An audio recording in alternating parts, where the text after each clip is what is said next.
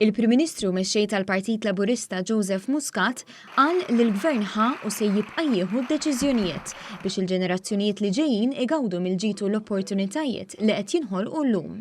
Il-problemi li uritna kważi kollha solvejnihom, il-problemi il-ġodda li hawn qegħdin niffaċċjawhom, imma wkoll li nistgħu naħdmu brasna mistrieħa biex il-Warajna mhux problemi nħallulhom, imma nħallulhom opportunitajiet, inħallulhom il-ġid.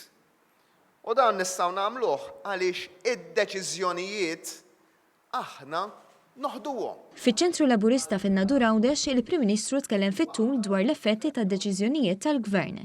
Semma l-istatistika tal-Unjoni Ewropea din il-ġimgħa li konfermat kif wara d-deċiżjoni tal-Gvern 7 snin ilu li jraħħas il-kontijiet ta' dawl l-ilma, illum il-Maltin ħallsu fost l-orħos kontijiet fl-Unjoni Ewropea.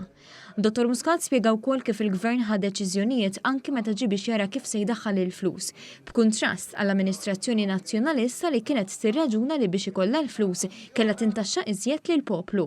Dan il-Gvern bil-maqlub, dan il-Gvern jagħti u jipprova ma jieħu xejn.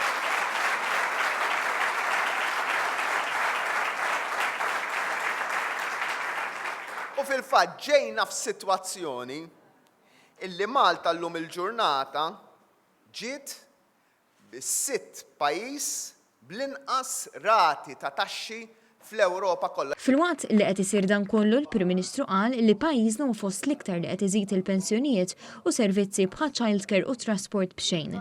Fost l-oqsma fejn il-Gvern qed jieħu d-deċiżjonijiet hemm ukoll dawk tal-infrastruttura. Nafu li kif qegħdin aħna ma nistgħux inlaħqu.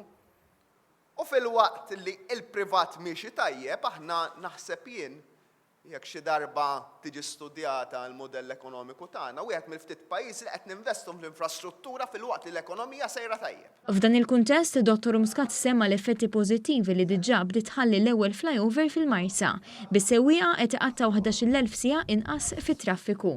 Fi Gżira Għawxija l-Prim Ministru tkellem ukoll dwar settur ġdid ieħor li qed jaħdem fuq il-Gvern, dak tal-kiri tal-ajruplani. Fid-dinja hemm biss żewġ pajjiżi li jispeċjalizzaw fis-servizzi relatati ma' dan kollu li huma barra mill-Ewropa Hong Kong u fl-Ewropa l-Irlanda. Aħna ilna naħdmu għal dan l-aħħar sena u nofs sentejn u kalla jrid inħabbru dal-waqt biex aħna ħankunu it-tielet pajjiż fid-dinja li nidħlu wkoll b'saħħa. Semma wkoll l-investiment li qed isir biex jiżdied it-trasport bil-baħar. Matul is-sena d-dieħla ħankunu qegħdin naraw li noħorġu konċessjonijiet illi din l-idea li inti tivvjaġġa bil-baħar postijiet differenti tal-pajjiż indaħluha f'postijiet oħra.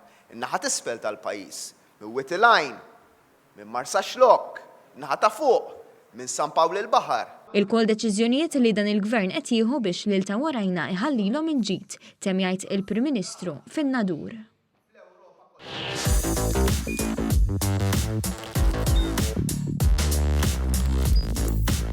Idħol fuq one.com.mt u hemmhekk tista' tara l-programmi kollha li jxandru fuq One permezz ta' One Play.